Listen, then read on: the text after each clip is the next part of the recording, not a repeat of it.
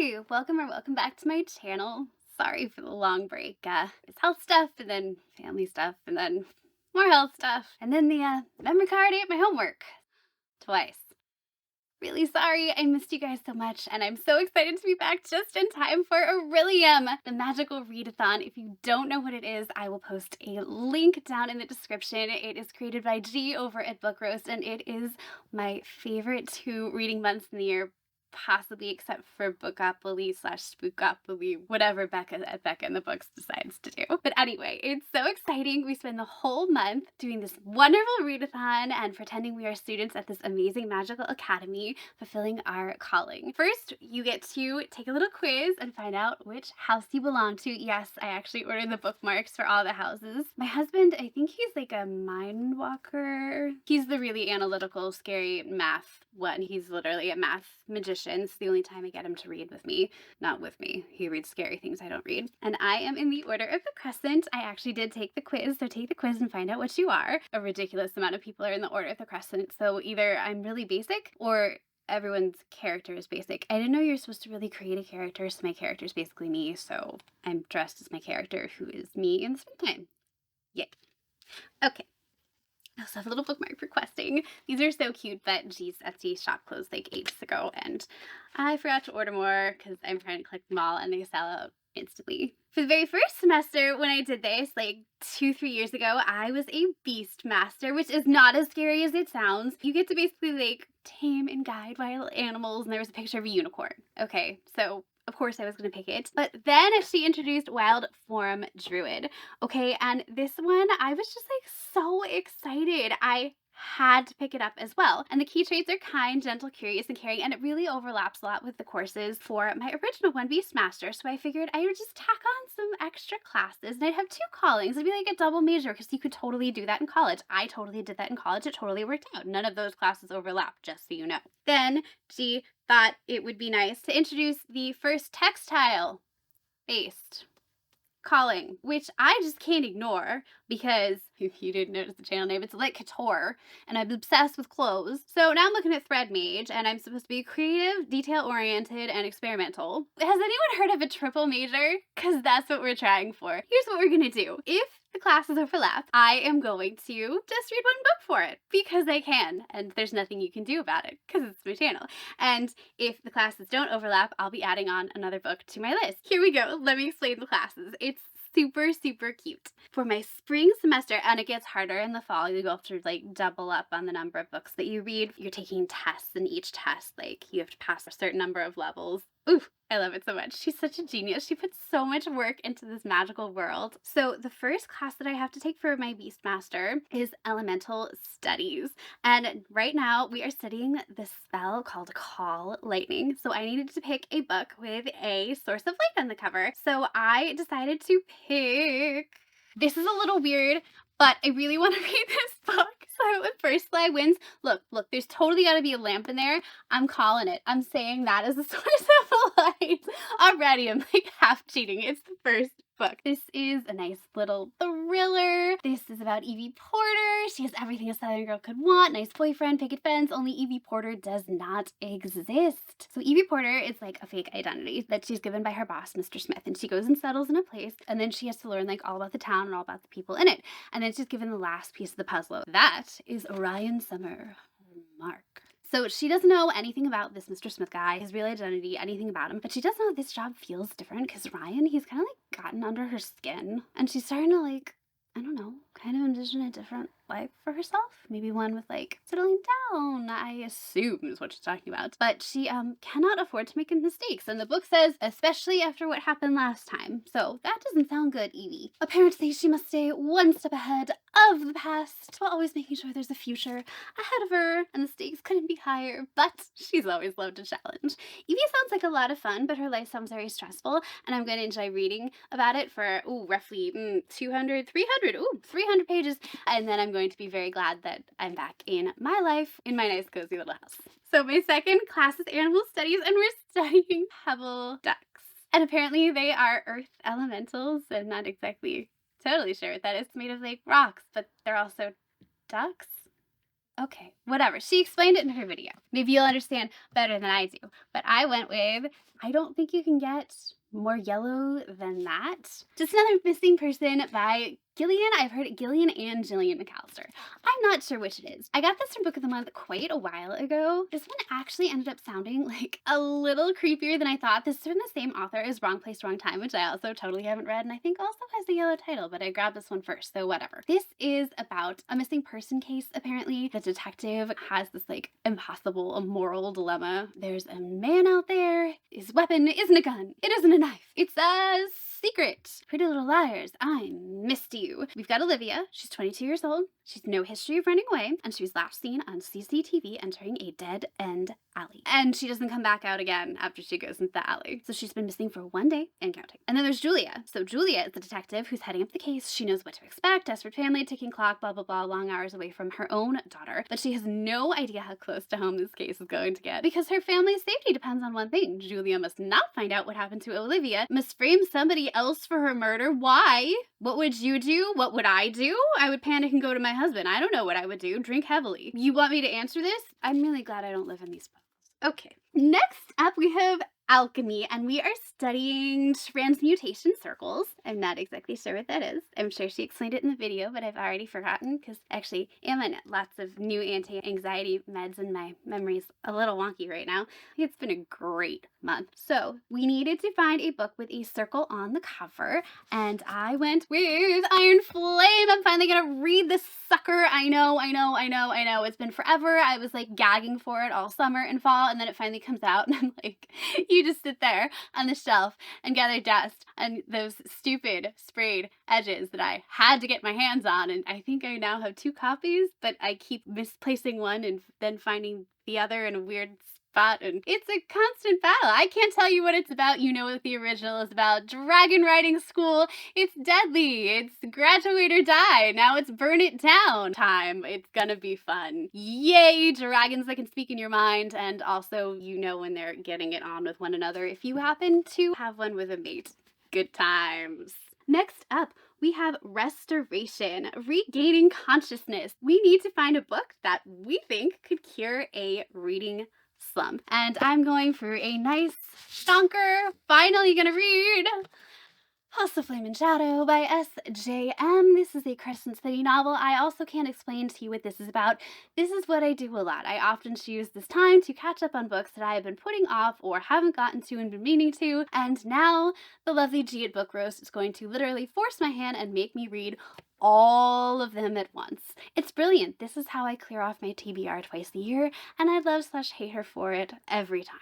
No, it's love. It's totally love. I'm very excited to read this. If you don't know what this book is about, it's like urban fantasy. We've got this girl who's like half fae, and then she kind of accidentally gets caught up in like this whole murder situation that she needs to help solve. And in order to, you know, have someone help protect her to do it, because she's really not all that, well, I'm not going to say capable, but like trained. You know, okay, she's a curvy redhead. Not a great situation. And so she gets paired up with this like angel of death. He's literally an angel, like with wings. I'm not kidding. They have everything in these books. Mermaids, angels, everything. Named Hunt Athalar. And they're delightful together. And she has a really cute named Syrinx. And I love him. And there's otters that deliver mail. Okay, just read it for the otters. Moving on. Next up, we have lore, which says interrupted in these big capital letters, and it just says reread the legend of Dia. So there is actual like lore and history and maps and all this crazy wild stuff that G put together for this whole entire world,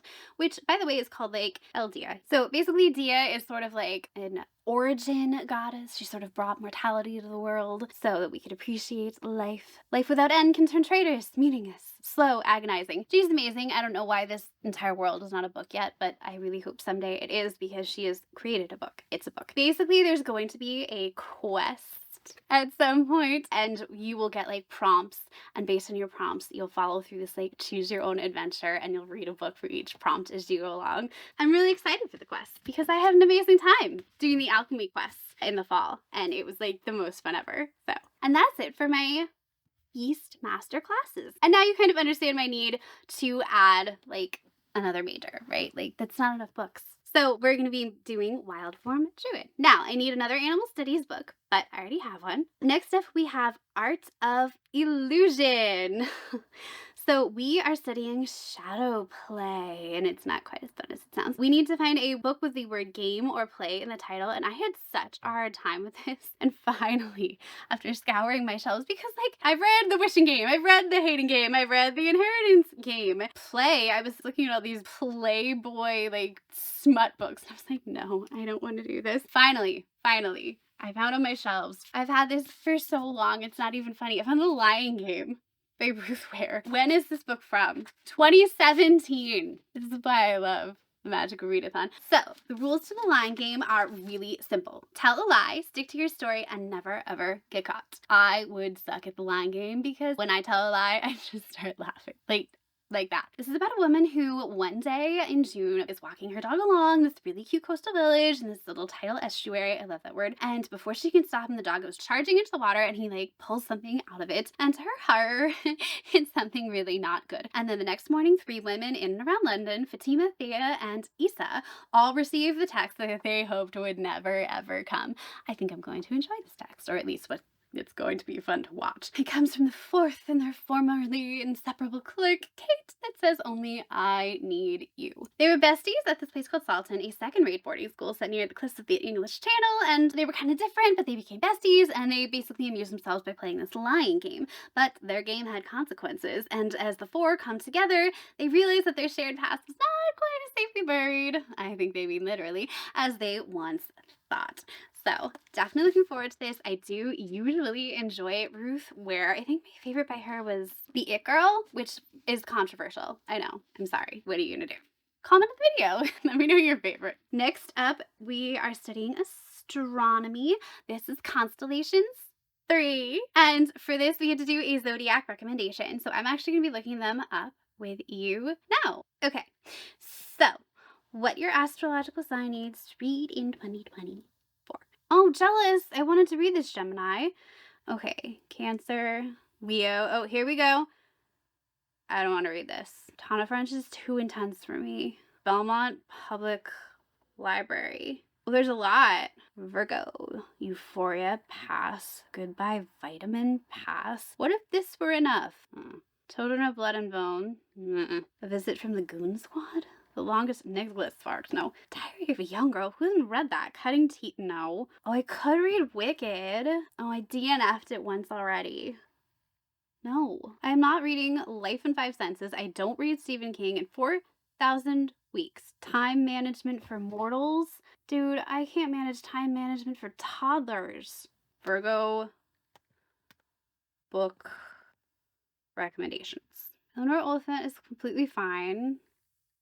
The Downstairs Girl. Okay, I want to read The Downstairs Girl. Okay, I almost went with Wicked, but I think I'm going to go with The Downstairs Girl by Stacey Lee. Sorry, I'm like kneeling to do this and it is super uncomfortable and I need a better setup. So this is about Jo Kwon, who works for a lady's maid for this like really nasty daughter of one of the wealthiest men in Atlanta. But by night, she is moonlighting as an advice columnist, the genteel southern lady, dear Miss Sweetie. And then of course, her column becomes like super wildly popular, right? And she uses the power of the pen to sort of like push back on some of society's ills. But she's not really prepared for like the backlash when her column kind of like challenges those like fixed ideas of like society's norms about race and gender. What a shock there. Who's shocked? No one. Okay, no one's shocked. So while her opponents are like, oh my god, we gotta find out who this is because she's like causing some trouble here. Like, this is a no-no. This mysterious letter kind of like sets her off in search for her own past and the parents who abandoned her as a baby, apparently. The intrigue. But when her efforts put her in the crosshairs of Atlanta's most notorious criminal, I beg your pardon, Jo must decide whether she, a girl who's used to living in the shadows, is ready to step into the light. I am definitely excited for this, and how beautiful is this cover. Like, I'm so excited. Yeah. I could go for some historical fiction. We definitely don't have that. We have thrillers and fantasy sequels, specifically, so far. So, glad to add a little variety. All right, next up we have Conjuration, and I have to do a wheel of colors.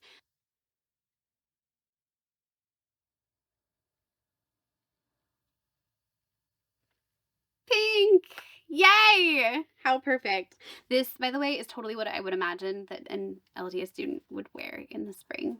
Or at least I would, so that's what we're going with. So I'm going with Peril in Pink. I'm gonna just pop a picture up here by Sydney Lee. I just checked and my library has it, so I'm gonna do an audiobook for this one. I'm really excited. I actually just got notified that it is mine now from my library on Libby, so I'm really excited. It's kind of perfect. The cover is super pink. The word pink is in the title. It is the pinkest book I can come up with, and it sounds super fun. It's kind of like this cozy mystery about this girl who's just opening up an inn called the Pearl, and the basis of it is that it's like super Instagram worthy, so everyone's gonna go there and like take a bunch of pictures and everything, and she's kind of opening it with her friend, and she got her ex-boyfriend, whose name is, I'm sorry to say, Lars, and he's coming to sing at the opening. And he's kind of famous now, so it's kind of a big deal. And when he arrives there, he's there with his dad, who's like a dadager. Is that a thing? Whether it's a thing or not, he's there as the dadager. But unfortunately for them, there's this little incident where dadager turns up dead. And it's homicide. And it kind of looks like Lars did it, but Jess is like, no way, I will try and defend you. I don't think you actually did it. No one else is doing a good job investigating. We know the police are gonna do a crap job. It's a cozy mystery. So it's up to Jess and her friend, clearly. Then Lars is not looking so good. Not gonna lie, when dear darling Lars turns up next to another body. So looking forward to this one. Next up, we have spells and incantations. So the spell we are learning is Quick Count. Dyslexic in me loves that. Actually, it's Calculia, however you want to say it. It's only with numbers, but it still sucks. This is why I have my credit card number memorized. Not because I shop a lot, but because this way I don't reverse all the numbers all the time. So you're supposed to use a random number generator to find a title length, and I was really confused by this. I was like, the number of words? And then G explained, no, letters. Letters, Kristen, you idiot. She didn't say that to me directly. I added that part. So she suggested 5 to 30 letters, and I added those numbers, and I got 8. Do you know how unfun 8 is? Everything is 7 letters if it's a single word, and then it's like way more for multiple words. So this was a delight. I was counting letters forever, and I hated it so much. So here's what we ended up with. Red Queen by Victoria Aveyard.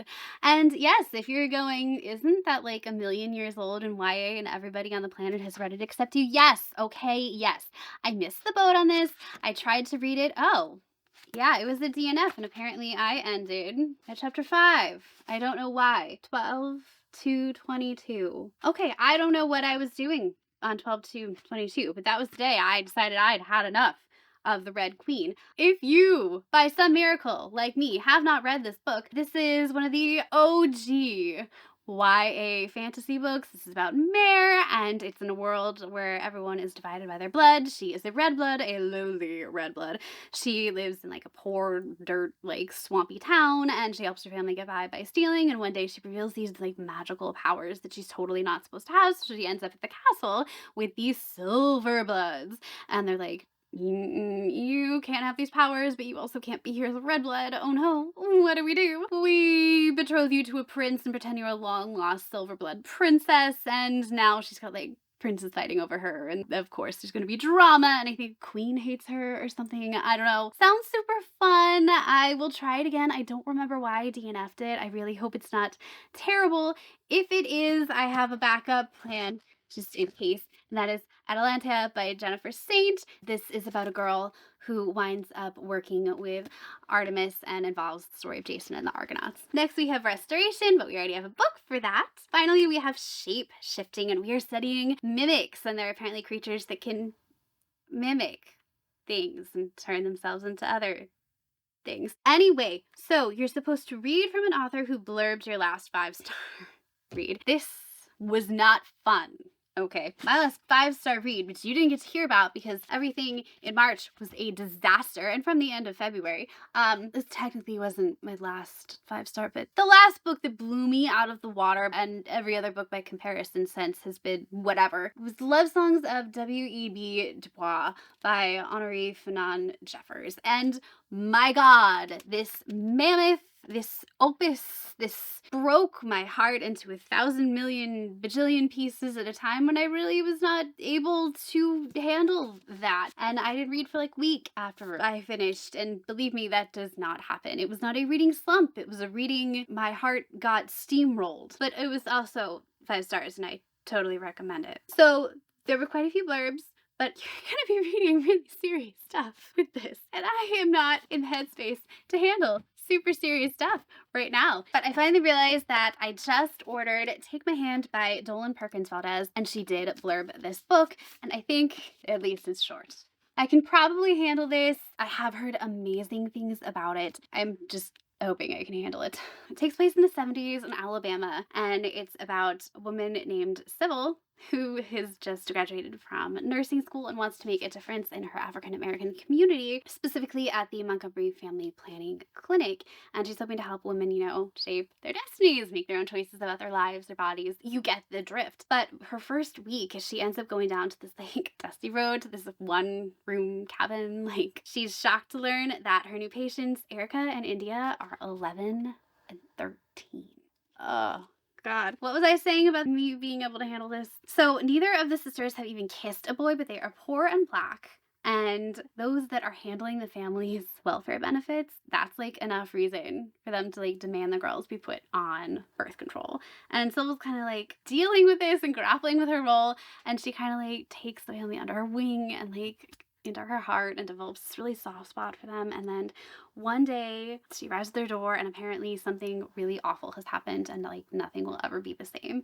And I'm really scared to find out what that is. We can all kind of imagine. And then decades later, daughter's grown. She's had a long career behind her. Dr. Townsend is ready to retire, but there are people who should not be forgotten and refused to be forgotten because history repeats what we don't remember.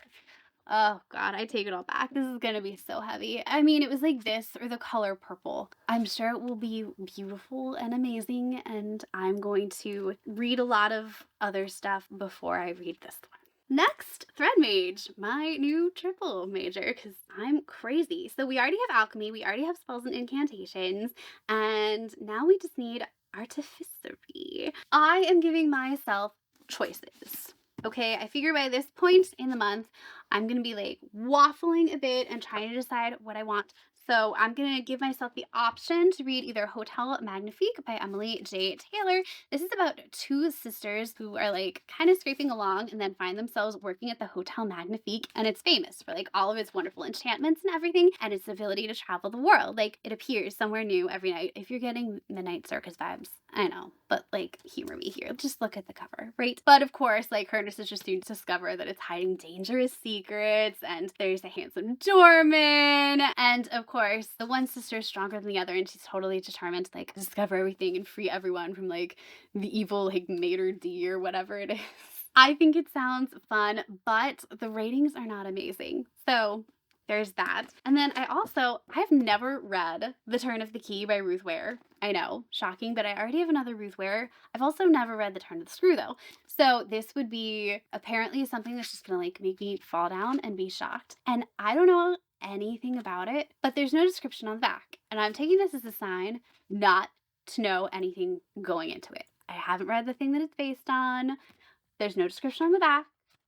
And I think I'm just gonna go in blind if I do choose to read it. The prompt was to find a lock or a key. I chose one of each, and I will decide later which one I want to read, because I think that sounds more fun. And then finally, Inscription. So this is where it gets really fun. So I'm imagining some of you right now are it's so lame that she's allowing herself to double up to do all these majors and y'all, it's just readathon, but I hear you. So here's what I'm gonna do. My last one is write down 3 titles, fold papers, and choose. So I wrote down Oathbringer. This is number 3 in the Stormlight Archives. This is over 1,000 pages and ridiculous. So do not feel like I'm wimping out. This is the stupidest book I could choose for a readathon, just to be incredibly clear with all of you, and I've been putting it off for a year. Oh, I also picked the other Brandon Sanderson. I've been putting off The Well of Ascension. This is the second book in the Mistborn series. Have I forgotten everything? Oh, probably. Look, I started it last fall and then was oh, I shouldn't do this during a readathon. Yeah, we'll be restarting. That puppy. These are high fantasy. If you don't know Brandon Sanderson, don't expect spice, but expect amazing world building. This one, they can like ingest metals and like do magical things with them. And if you can ingest all the metals and do all the things, you're a Mistborn. Way of Kings, I can't even begin to explain to you. God. But I draw this one. Double or triple up on all the prompts for your double or triple major. I will be going back and picking books as though I am doing every single major entirely on its own. It's up to the book gods whether it's cheating or not. And I'm freaking terrified right now because this is not cute. Okay, we've got our 3 little papers. I pick you.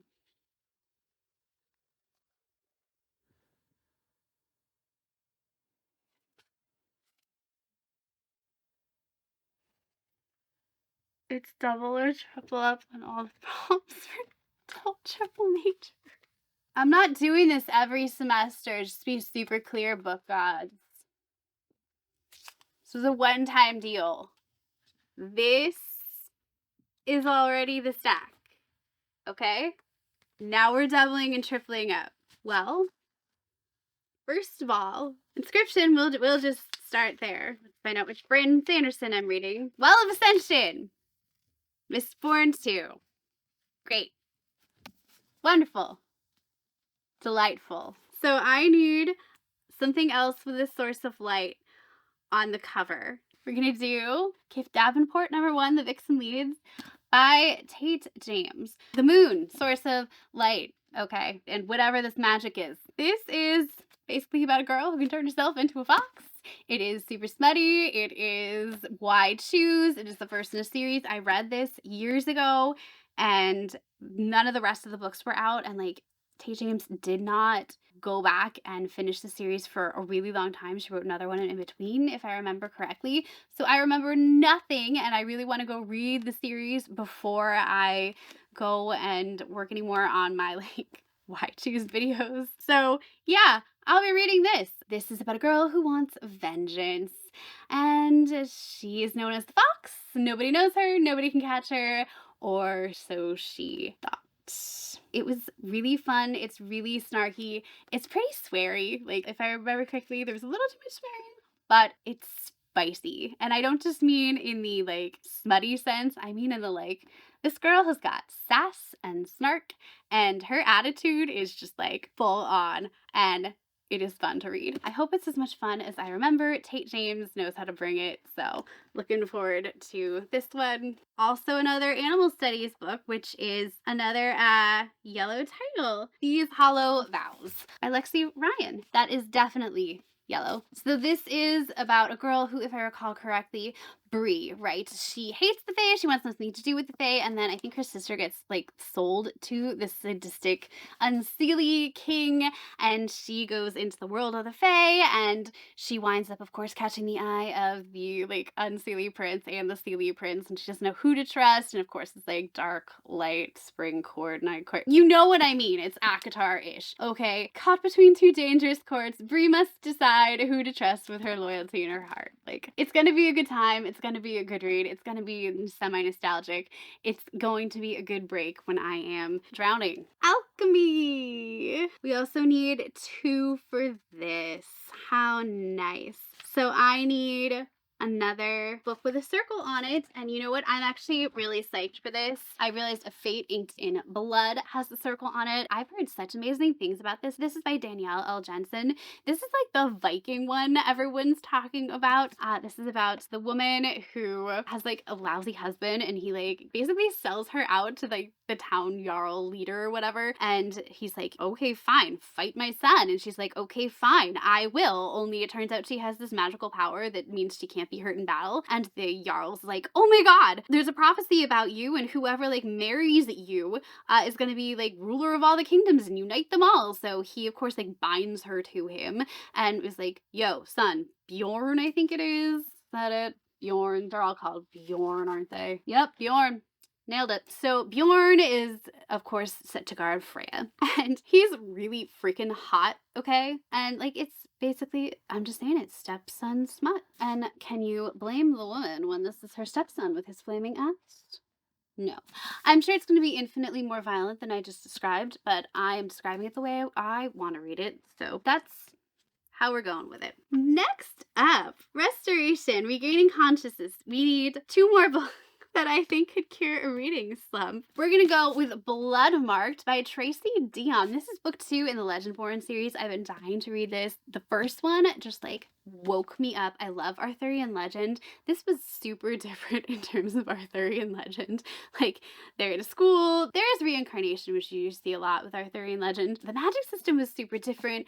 I did not quite know who to trust. You never do in Arthurian legend, sort of, kind of. Like, I thought I had it down, and then I was a little sus at the end. Like, what are you doing? So I've been wanting to read this, and I keep like forgetting about it in some really inconvenient place on my shelf hidden by a plant. So you know what? I pick you, Bloodmarked. And God, I hope I remember stuff from the first book. Okay. I am also for this one choosing, I'm gonna go with A Curse of Blood and Stone, because I am going to be in a reading slump if I don't get to read the second book in the series. I read the first one. I finished it in March, and it was so good. I had the best time with it. This is the sequel to A Curse of Fate and Flame, and like, it was delicious. It was so self-inserty, and I just needed that so badly. It was a total escape because the main character sort of comes from modern times and gets thrown into this magical world. Everything gets explained to her, and like, she's totally clueless about everything, and this prince supposedly has this history with her, and he's like really mad at her, and the angst is just like delicious. The tension, oh, it's amazing. And she's like totally clueless about it and like fighting her feelings because he's hot, but like he's mad at her and like he can like sense her innocence, and like it's just, I had the best time. Okay, I really, really did. But her doppelganger kind of killed his parents, so you know, there's that. So I'm looking forward to the next in the series, and that's my rationalization. I also am reserving the right, because I may be fantasied out looking at all of this, to substitute Bloodmarked for Murder Road by Simone St. James, because I love Simone St. James. And this is the one where a couple is going on their honeymoon and they pick up a hitchhiker and they take her to the hospital because they realize she's like got blood seeping through her jacket, and they find out she's like the latest to be offed by a serial killer going through the area on that road. And then they don't know if they're suspects or, you know, just witnesses, because they're the only people who've ever witnessed someone still alive after encountering said serial offer. So, you know, good times. I love Simone St. James. She always brings a little supernatural in, and apparently the town next to this highway is like super freaking sketch. So I'm very curious to know what the deal is with this one. But it sounds really haunting, and the cover scares me a little. So we'll see between this and Bloodmarked. Next up, we need another in spells and incantations. So Atalanta is no longer a backup plan for Red Queen. I have to read Red Queen because Atalanta is the only other book that I found that I owned that had 8 words in the title. And we're not counting a novel, okay? Because I also found Wellness. That had 8 words in the title, but it also had a novel. And it's like 500 pages. So, no, I have enough books to read. Thank you. We did it! Okay, that's 17 books with 2 that I have options to switch out for if I really feel like it. I don't think I can lift this. Oh no, I missed a bunch. So, that's the 17 books I have to read. Unfortunately, we have quite a few that are chonkers in there. So these are my books that I'll be reading for the Magical Readathon before we get our information on lore, which is a class I have to take, and before we get any quests, which I always do all of them. I hope you enjoyed watching me make a giant mess of this. I missed you all so much. I'm really glad to be back, and I will not desert you again if it's at all within my power not to. I promise. There may be videos from March. I have half a video that did not get erased. So, we'll see. Thank you so much for joining me. Please let me know if you are going to be doing the Magical Readathon with me. I will maybe see you in the Discord. I'm going to try and figure out that this time around. If you are on the fence, definitely join the readathon. You do not have to read this many books. This is not what people usually do. That is it for me today. Thank you guys so much for joining me. I will let you get back to your books. I'm sure you have lots of reading to do, and I'll be getting back to mine. Happy spring semester for the Magical Readathon 2024. Yay, Orilium. And I will see you guys next time. Bye.